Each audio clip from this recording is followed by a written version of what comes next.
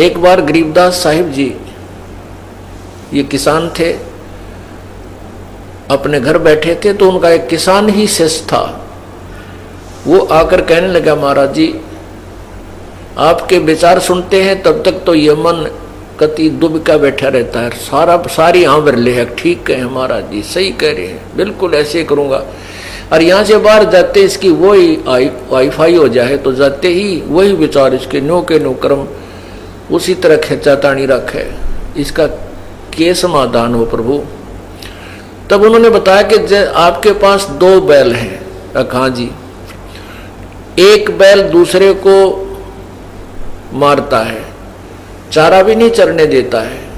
तो वो कहता है, किसान बिल्कुल सही कह रहे हो जी, तो आप क्या करते हो दूसरे बैल को चारा चराने के लिए?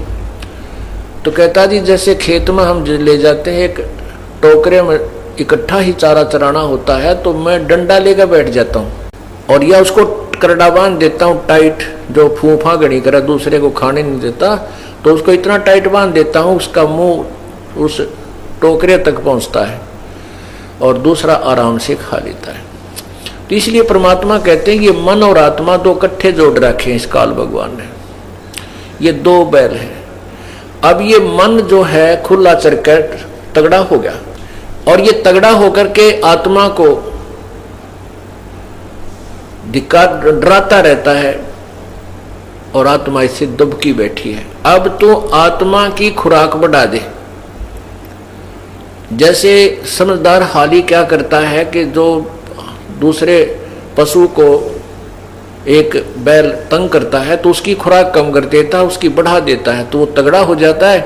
उस शरीफ ने तो मारना ही नहीं उसको, शरीफ बैल है वो नहीं मारता कभी दूसरे को। वो तगड़ा जब हो जाता है तो वो दूसरा कमजोर हो जाता है, तो उसकी आप ही मतना पड़ती है उस तगड़े की तरफ सींग सांग पहनाने की।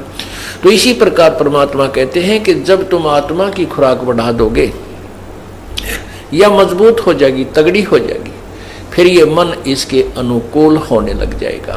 मन इसको आत्मा इसको घसीट लेगी, अपने साथ घसीटती रहेगी और अन्य मार्ग पर नहीं जाने देगी। अभी ये आत्मा को घसीट ले जाता है, अपनी मर्जी चलाता है।